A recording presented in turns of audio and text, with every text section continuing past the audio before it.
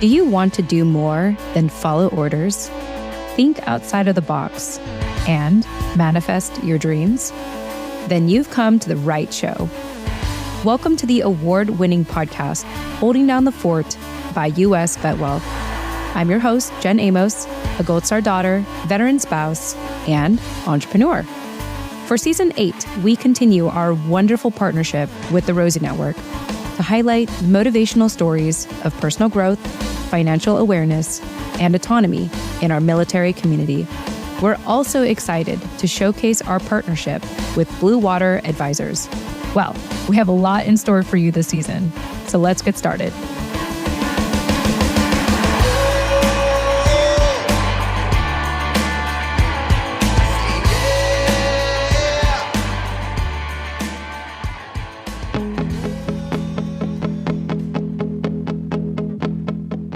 Hey everyone, welcome to another episode here at Holding Down the Fort. Take a moment to reflect on a past major life transition. How have you navigated the shift from one major life chapter to another? And what lessons have you learned along the way? For Chef Jimmy Francis, he reflects on the parallels between his military service and his current career, such as the importance of preparation and organization. After retiring from the U.S. Air Force in 2014, little did Jimmy know that his deployments to various countries could influence his cooking style and new career as a chef. He shares his journey from starting a meal delivery company with his sister to his passion for cooking directly for clients, leading him to start his own business, Flights by Jimmy. Overall, Chef Jimmy's shift from military life to culinary arts highlights how military retirees can find a sense of purpose in post-military. Jimmy, it was a pleasure having you on our show. This is episode 180. If anyone wants to look up Chef Jimmy as you're listening to this conversation, you can either check the show notes of this podcast episode in your preferred podcasting platform, or you can go visit the website holdingdownthefortpodcast.com, do a search of episode 180, and you'll find Chef Jimmy's episode and his contact information, how to find his website, his social media, et cetera, et cetera.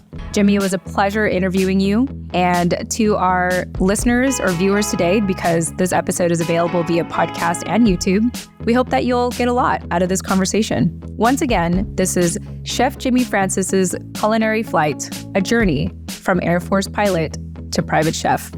Enjoy. All right, everyone, welcome back. Happy New Year.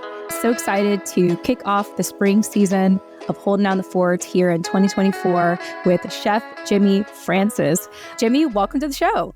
Oh, thank you very much, Jen. I am excited to be here and can't wait to share my story. Yes, I wanted to open up with just getting a snapshot of your life today. And more importantly, I was just looking at my notes and I realized that you retired from the Air Force in 2014. So 2024 must mark your 10-year anniversary since you retired. Is that correct? Yep, that's right. We're coming up on 10 years. I've had a lot of different changes since I retired. And it was kind of hard to retire, actually, to leave all that behind. But eventually, after about 3 years, I was able to, like I've said before, put that in a little box with a bow and put that up on a shelf and emotionally move on from that. I'll never forget my service and all the men and women that I worked with and the places I went. But yeah, I've definitely moved on to the next chapter.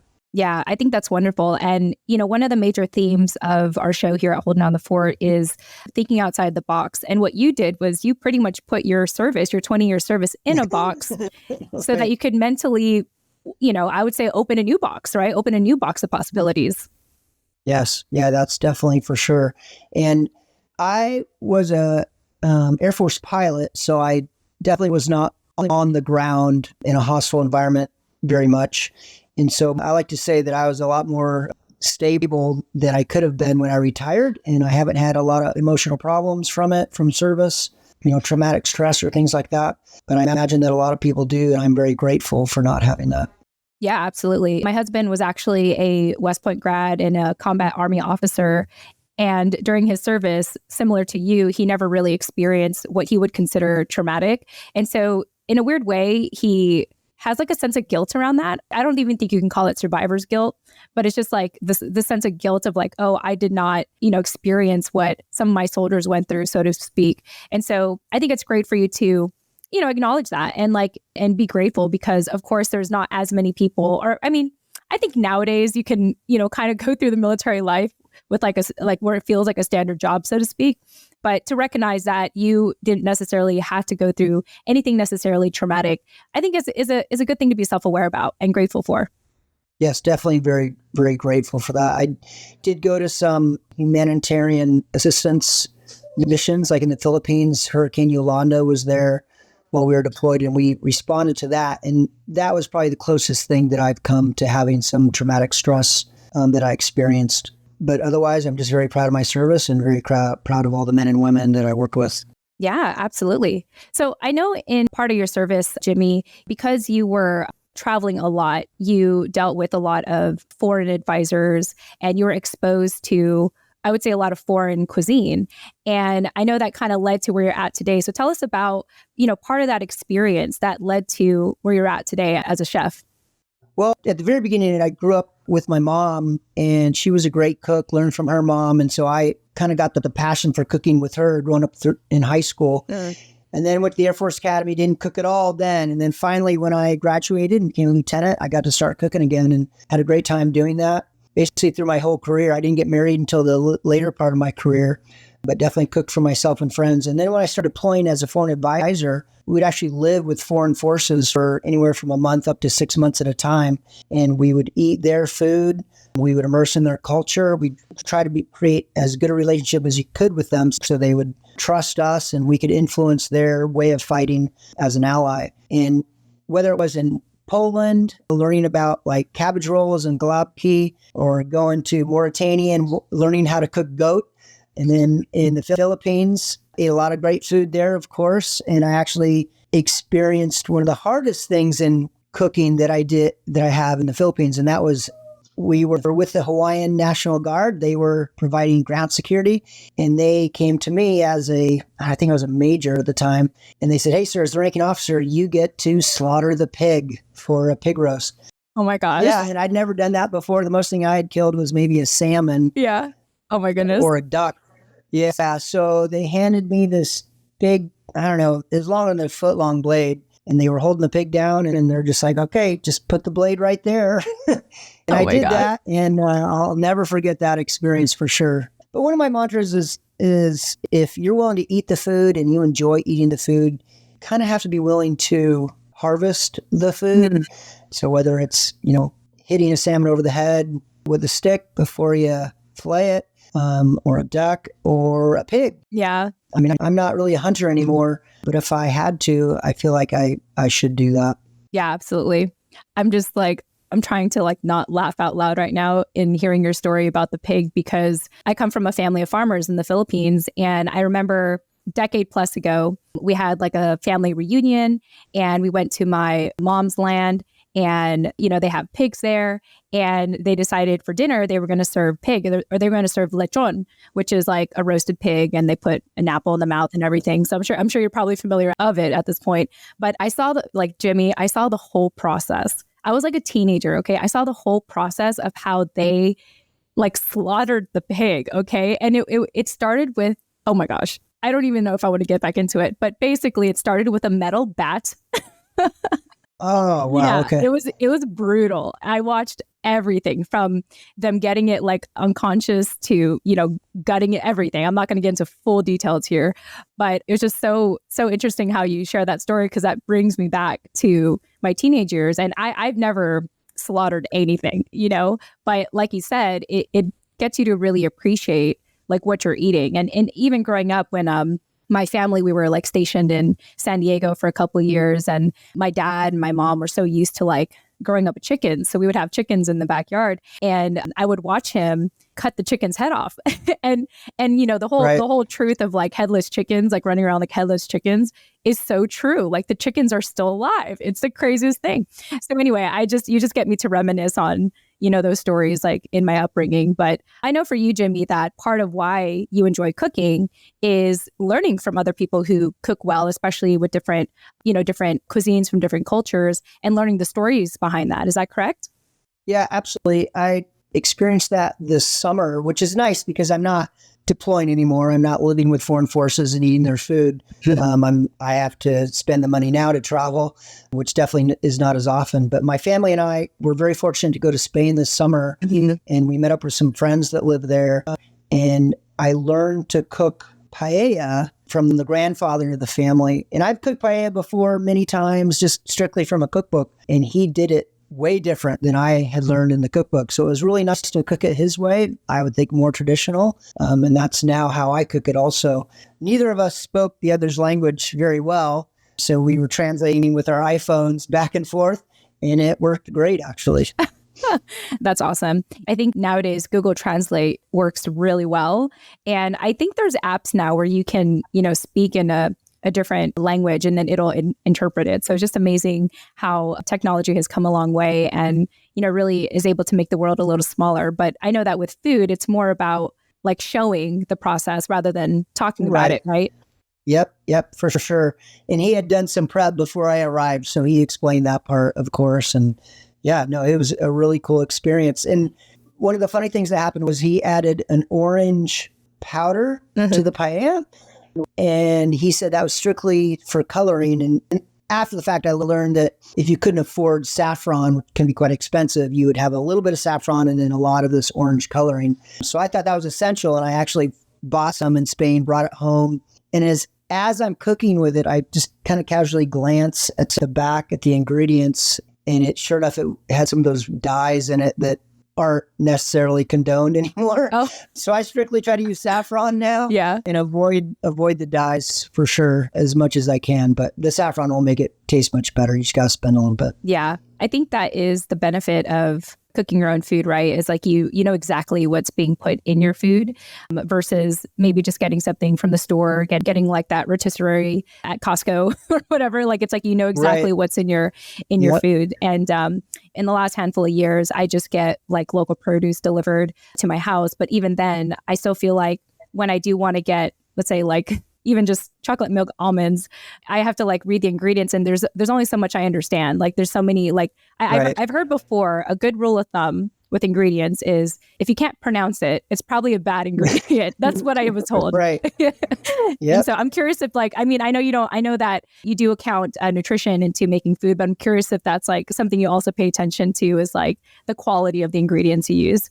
Probably where the food is from is the most important to me. Mm-hmm. Being in San Diego, there's a great produce vendor in Old Town called Specialty Produce. Mm. And you can almost get anything all year round there. They source from Baja in the southwest states of the U.S., which to me is fairly local. But then also their seasonal produce is just incredible. So I'll usually talk, when I have a big event, I'll talk to their produce manager or their organic manager. They also have a farmer's market manager, which is even more niche and more expensive. And they'll tell me, what's really good right now? Either these tomatoes, in the summertime, or strawberries. They have truffles a certain time of the year. I think that's in the late spring is when truffles come out. So it's definitely a seasonal thing with produce. Mm-hmm. And then with seafood, it can be also the same. There's a tuna season. There's a lobster season locally here in the fall in San Diego. And when you go to your local markets, definitely ask them where their food is from. Like it could be farmed shrimp or farmed fish that's brought in from overseas. And you can kind of definitely smell the difference between that and then a local harvested fish. Mm-hmm. And so I very rarely anymore get food from or fish from overseas. You pay for it, but hopefully the client will help pay for it too. Right. Yeah. And I think that what I've come to find just eating local seasonal food is that it just tastes better. For the holiday season, the CSA program that we order from took 2 weeks off, to just get ready for the new year. And so it was kind of like it was kind of the first time in the year I was like, okay, I'm going to go to the grocery store and just, get my veggies there. And again, it just doesn't taste the same, in my opinion. Like I got cauliflower and it doesn't taste like anything. And I even got asparagus, and unless I overseason it, it doesn't taste like anything, at least in my opinion. Maybe I just have a different palate now, just eating local and seasonal. But I really like how you ask the questions. You're intentionally asking, like, where is this from? How is it raised? Because I imagine that makes all the difference in the quality of food that you select. It absolutely does. And like I said, nothing more obvious than when it comes to seafood. I feel a little, I'm not sure the word pretentious, maybe, or high maintenance when I ask the butcher or the fishmonger, hey, where is this from? Where, how is it raised? Was it happy its whole life? Or, I was going to ask you if it felt like you were pretentious asking those questions. Oh, yeah, for sure. But it's really worth it to know kind of where your food comes from. How far did it have to travel? Yeah. Are they tomatoes that came from Texas, and so they're more fibrous and more designed for travel than for flavor, right? So you want to get local tomatoes in the summer pretty much that are going to be a lot softer, a lot more fragile, but the flavor is going to be amazing. Yeah. I could talk a lot about food and where you get it and the health benefits and why that's important. And sometimes my clients don't care about any of that. And they just want to save money, I guess, on the evening. And so I'll do my best to educate. Yeah. In that department. Yeah. Yeah, absolutely. I think maybe they don't ask is because they trust you. They probably trust like that you do all the research ahead of time. Right. Yep. No, absolutely. And some clients really do care, so I'm glad that I'm learning the background. Yeah. And learning how to do that. Yeah, absolutely. I want to go back, not really 10 years ago, but like, let's say 3 years into post-military life, and you were finding yourself and you weren't exactly sure what you're going to do. And then, and realizing that you have this, not realizing what you wanted to do. I know that you and your wife wanted to start a family. It made a lot of sense to be with the kids, but you also wanted to have, a sense of purpose, a creative outlet, and flying wasn't going to be that thing for you. So hence, you and your sister were able to start Wholesome Kitchen SD. Is that correct? Yeah, we created that back in 2016. We were both raising our young kids. My spouse was traveling quite a bit and her husband is a teacher. But then as our kids got a little bit older, we realized we had some time and then we get back more fully into the job market. So we started Wholesome Kitchen San Diego, which is an organic meal delivery company. We'd cook twice a week in a commercial kitchen. You have to pay rent in a commercial kitchen, of course. And then the next morning we would have drivers that would deliver the food. And we did that for about 2 years. And I think in the end, my sister's passion was being a doula. So helping with childbirth for clients. And then mine was more cooking in front of and with clients because it was kind of it was almost like a leftover food delivery. Like the food was cold at that point and refrigerated all night. And then we delivered it the next day. So it wasn't quite the front facing client interaction that I was looking for with my cooking. So we shut that down after a couple years. And then a few years later, I started Flights by Jimmy. Yeah. Or 2 years later. I'm curious to know what it was like starting a business with your sister, because I work with my husband and it's taken us a number of years to, get along or to at least like know how to be a team. But I imagine like with siblings, it might be a different, if not similar experience, like trying to run a business together. So I'm actually really close to my sister. I have 4 of them. My sister Leah is, I'm the second child and my sister Leah is third. And she lives here in San Diego with her husband and her daughter Stella. And I think she actually proposed the idea to me. And we thought about it and, talked about how it would work and what the schedule would be like and how we could support our families also. And then we decided to do it. And honestly, working with her was pretty good. She had a part-time job as a doula. And obviously I had part-time requirements with my family. And we were able to share a lot of things. I was kind of the lead chef and she was more marketing. So sharing those duties worked out pretty well because that's something that I'm weak at, I guess, is, and maybe we could talk about that later, is the marketing side of things. But the cooking, I got that covered. So she was a prep cook in the kitchen. We had 2 or 3 other people in there working with us as prep cooks. And then she took care of the marketing, and it all went really relatively smoothly until about 2 years in. She started to say, "Hey, I'm not making enough. It'd be a lot better if I just went full-time doula." And then so that at that point we decided to shut it down. And it was funny. Just a quick story. We went to see a mentor downtown, a business mentor at the SCORE network, and we were talking about about our business and what we were doing and how we were doing it, and the elevator speech, all of that. And he basically asked us, this much older business gentleman, he said, "Okay, so which one of you is in charge of the company?" And we both looked at each other and we didn't have a solid answer. And he's like, "That is your number one problem. Being equal business partners and being siblings, it can be difficult." So he said, "So one of you needs to take charge." And Leah kind of looked at me and she said, basically, "Well, I don't want to do it." And I said, and me, I was thinking, well, I do want to do it because I don't want to, I would like to have influence, of course. So that even worked out too between us, that I ended up created the LLC, and all the business paperwork had my name on it. And so that even worked out between us. So it went really pretty well. Yeah, that's great to hear. It sounds like it was just like two puzzle pieces that connected perfectly. Like you two had your strengths, and where one person had blind spots, the other person was able to fill it in. And it was really just a matter of circumstances. Like, your sister wanted to make more income, so she felt like it made sense to become a doula. But it sounds to me that that was just like a great experience for you to like dip your feet into entrepreneurship. From what I recall, I think you also got involved with the Rosie Network, and they were able to help you with the process of running that business. Absolutely. I did their service to CEO program, which is kind of like boots to business. It was maybe a 4-month program. Actually, might have been 8. Anyway, it was several months, and you would meet a couple times a month and down at their offices and their classrooms, and they would have a major topic every month to talk about, whether it was your business plan or marketing or the money side of things or business development. Yeah, stuff. It is very helpful. Well, awesome. That's really great to hear. The only reason why this conversation exists is because the Rosie Network recommended you as a guest for a show. So I just want to give a quick shout out to the Rosie Network for that. And, also my husband was one of the early cohort members when they started, I think when they started the program back in, 2016 or 2017. So it's just really cool to see throughout the years, how the nonprofit continues to serve military connected entrepreneurs and getting their feet off the ground, even if it's just like those initial steps to lead them to somewhere. Because I also know that getting help from SCORE is also really helpful. I know that they provide a ton of, business resources. Yeah, no, I appreciate both of those organizations. And I still, Rosie still reaches out to me today for various things, whether it's, if I need help with mentorship or further business development, or they have an opportunity for me. So I'm very grateful to everyone over at Rosie. Yeah.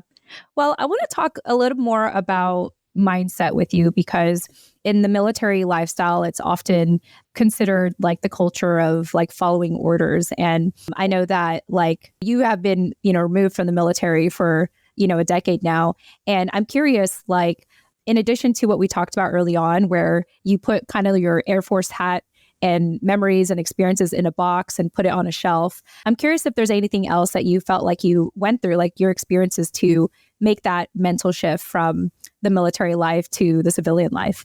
So in Air Force Special Operations, someone above my pay grade, so to speak, would choose the mission, like where we were going, because they were an ally of the U.S. Okay. They would probably have a good idea of what kind of influence they wanted us to have, on their aviation and on their ground support, on their medical abilities. But then our team or our experience, we would influence our leadership as to, what the right way to go was. So yeah, it's definitely following orders. They would decide where we were going, but then we would build the plan. We would build the mission, how we're going to do it, how many people are going, how long. And then we do tons of research. How safe is it there? What are the threats? What are the chances of us being able to provide a long-standing capability at this country? So we definitely were the experts in that realm as a combat aviation advisor. And so I kind of learned, maybe I didn't necessarily decide where we were going or what the mission was, but I definitely knew how to build that plan. So that directly transfers.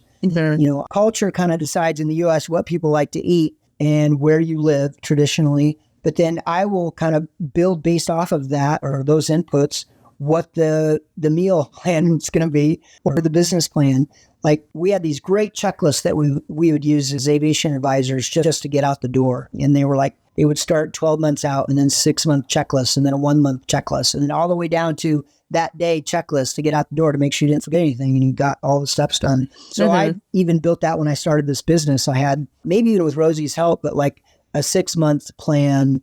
What permits do I have to get? How much money do I need to get those permits? What's going to be my budget? And then a 2-month plan and then 1 month. And finally you get the permits. And so now you're ready to open. So you got to create a contract with the commercial kitchen that starts at first of the month. So yeah, a lot of that stuff that I did in the military absolutely transferred to what I'm doing now as far as like the structure of it goes. Yeah. Forgive me. I feel like I should have couched that question differently. I should have said, how did it translate, as you said, because being in an advisor role, it makes a lot of sense that you had to do all that research. And what we talked about offline about one of the things that excites you most about being a chef is the process of the meal prepping and all that. Is that correct? Yeah, no, absolutely true.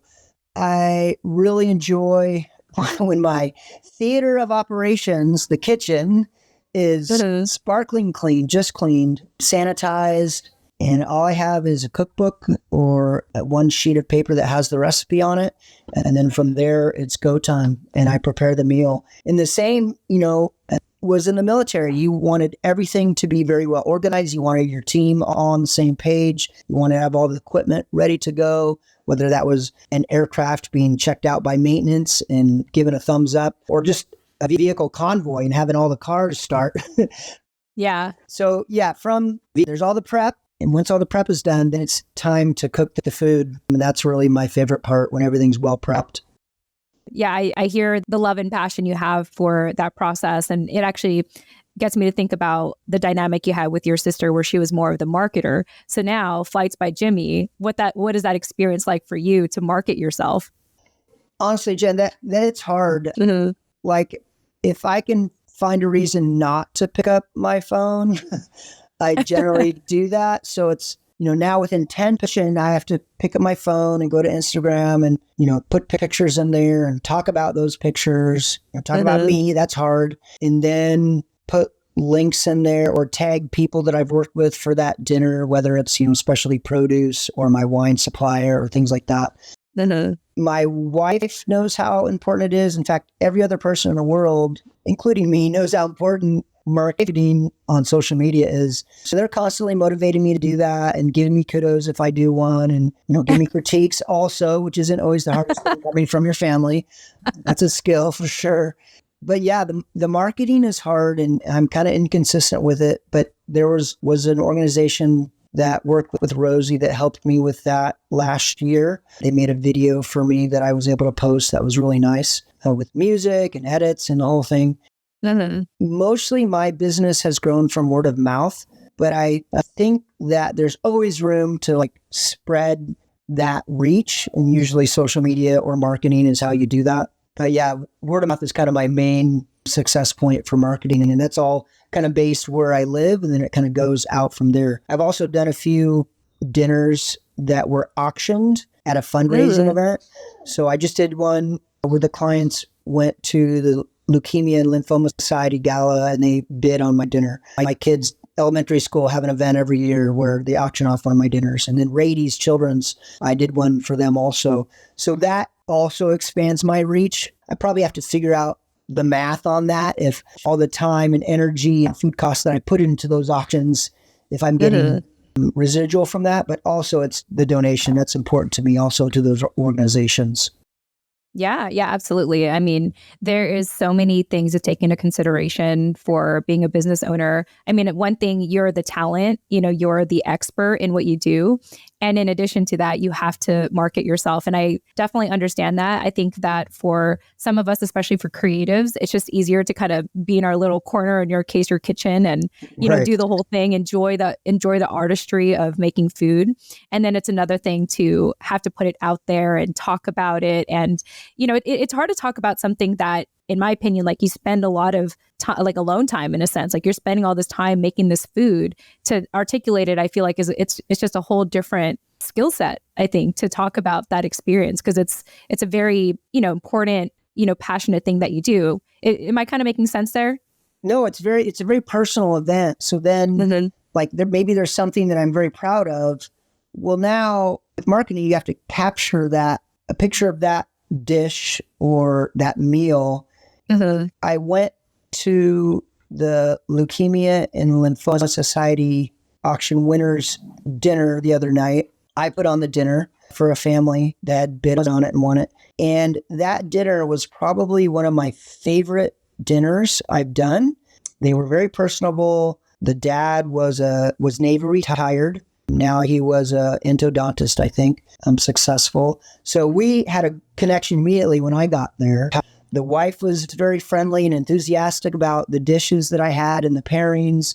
And then their guests really loved the meal. And then at the end of the night, I got to meet their 4 working dogs. So they had 4 purebred dogs of different species, big dogs, and they all came in. They were friendly, and I'm a dog person. So it was just, the whole night was great. And so that joy is hard to capture in a picture, for sure. And so trying to do that, you miss the mark. At least I do quite often.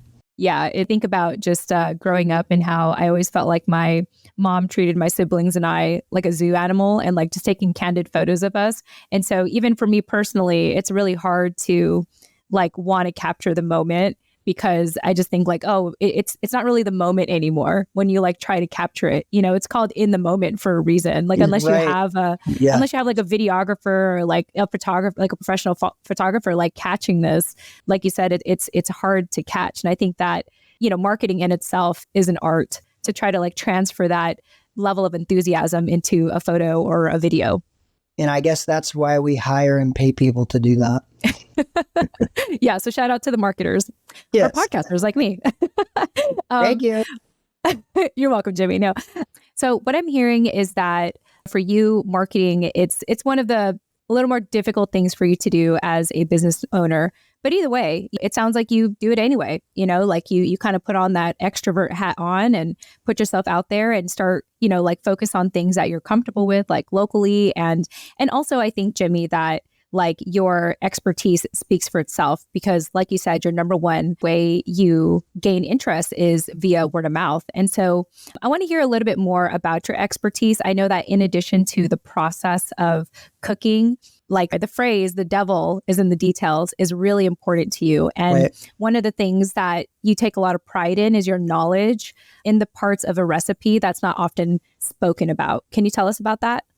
Yeah. So if you follow a recipe, and this taken me a long time to learn this, like when you follow a recipe, there's a ton of things that aren't in it.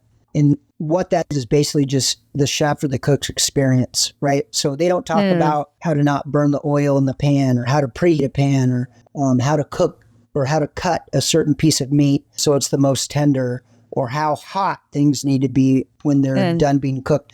Like there's all these little things that a chef needs to know about. And it's taken me a lot of time to learn that. And to be honest, like I'm always learning, right? There's always more to learn. And there's always that little bit of doubt that maybe you have when you're cooking something new or cooking something for a new client. Like I cooked for a new client yesterday, and they were very particular, right? And I was admittedly a little bit nervous about cooking for them. Everything turned out great. They're happy with the food, as it usually does. It turned out well. So that went fine. Though it's interesting when you talk about expertise, the 2 times that I really felt like, oh, I do have expertise is when I applied for some Hollywood cooking shows. And the interview process for those are pretty involved. Like I applied for Dan Levy's I think it's The Big Brunch is what it was called. And then I applied for another one also. And the packages they send you to fill out these questions and send in little video clips for these questions, and then a long video of yourself talking. I had so many good answers for the questions, and then for the videos and talking about food and cooking and my experience. I was like, wow, I do have some knowledge and I do have a lot of experience. So that was a couple years ago. And it really, I didn't get accepted into those TV programs, but it really boosted my confidence on being able to talk about food and talk about international food, which is my favorite thing to cook, foreign food. So it was really rewarding to go through through those processes and learned that, yeah, I do have some experience.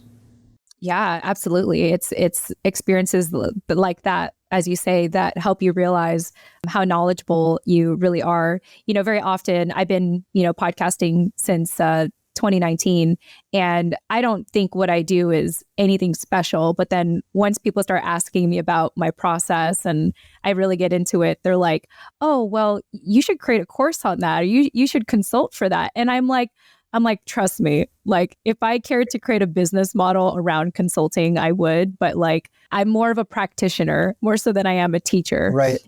And I just enjoy the act of doing it more so than like making itself become like a business opportunity, I guess. But also, thank you. It's like, thanks for recognizing that I guess I'm good at what I do and I know what I'm doing and all the things. So it takes like moments like that, and in your case, it was filling out these applications to recognize, that you really are a chef, Jimmy.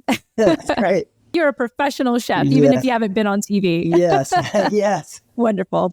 Well, the last thing I wanted to talk to you about, Jimmy, is, one thing that really stood out to me in our offline conversation was just the level of support you have, level of support to be able to do Flights by Jimmy. And I know in this case, it's your wife. So can you talk a little bit about what it's been like to, have her support so that you can have this, this flexibility of a business and while also still being able to, be there for your kids?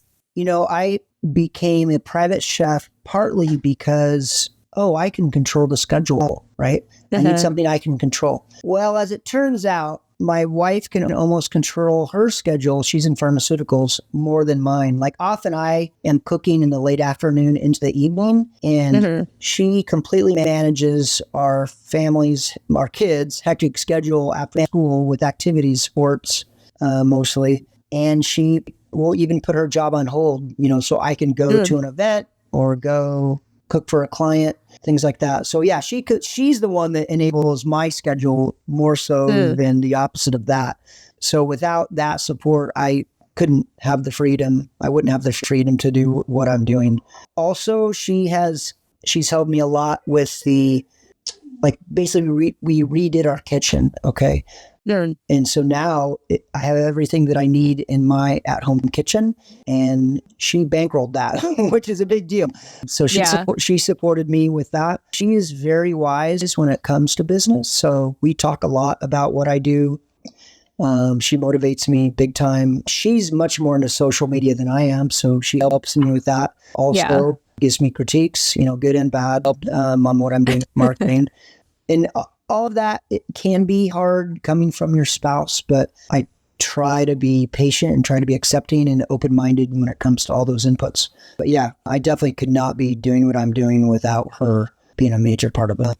Yeah, no, I think that's just beautiful to hear. And I think a good lesson for anyone who wants to get into business is recognizing what you already have. And in this case, it's a very loving support system, from your family and from your wife specifically. And I just wanted to highlight that because I feel like when people think about getting into business for the first time, they want to be self-made. They want to say, I did all this. But what I've come to find being self-employed for 13 years is that I will never be self-made. I will always make it a point to credit, the shoulders of giants I was able to stand on or working with my husband. So I just think that it's, it's a beautiful and loving thing for you to, just give your wife a shout out. Absolutely. My wife, Nora, thank you so much. I love you. I didn't pay him to say that. No, I'm kidding. You're like, okay, cool. Now wife still loves me. No, I'm kidding. Awesome. Well, Jimmy, I really enjoyed our conversation today. I want to make sure that you have shared everything you want to share to our listeners. So any final closing thoughts for us? I just want people to know how proud I am of all our men and women overseas and anyone who signs up to be in the service. Yeah, I'm just super happy to have been a part of that. And to be honest, I would recommend it to anyone. It completely changes your life and your outlook on life. Yeah, it will be one of the most important experiences of my life for as long as I live, definitely. Yeah. And once again, congratulations, 10 years of retirement at this point. Just must be so wild to think that you had this, I don't know if you take that box from the shelf every now and then and open it up and reminisce. But I imagine it's just must be a very interesting, time of reflection to recognize that your life is complete 180. Although there are a lot of the skills that you transferred into what you do today, it's still very much a complete 180 from, your military life. Yeah, we're pretty close to Miramar Marine Corps Air Station. And when their C-130s fly overhead, and I'm outside with my kids, I'll be like, hey, do you guys hear that? What is that? And they're like, Dad, it's a C-130. So yeah, I open the box often. You're like, don't forget, Flights by Jimmy. Right. Awesome. Well, Jimmy, I just want to thank you so much for your time. Thank you for being here today. And, to our listeners, we hope you got a lot out of this conversation. And with that, we'll chat with you in the next episode. Tune in next time. Thank you so much, Jen. Have a great day.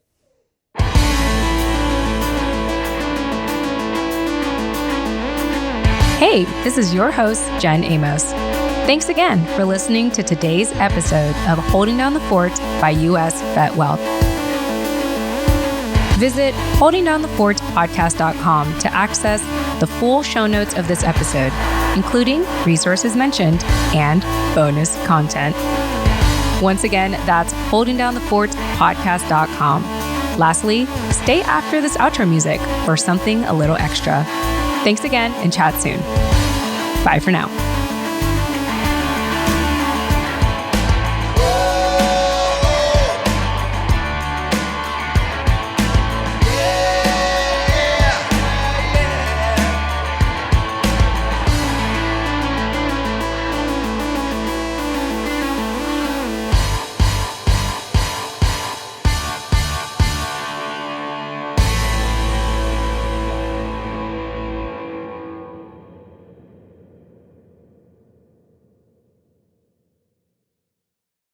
All right. Hey, everyone. Welcome for sticking around in the post commentary. Once again, this is Jen Amos, your host here at Holding Down the Fort by U.S. VetWealth. And if this is the first episode you are listening to, welcome. So glad to have you join us. I want to tell you a little bit about our show.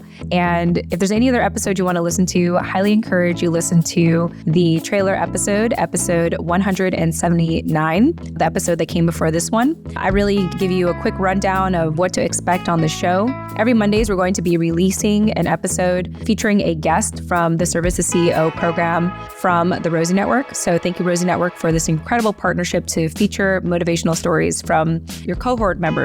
And also, every Thursdays now, what you'll be hearing in this Thursday's episode is we'll be featuring replays of the live show my husband runs with our partner, Mike Wallace from Blue Water Advisors. They talk a lot about employment opportunities in post-military life. The keyword they love to use and prefer to use is career progression. And you'll be able to hear more about that.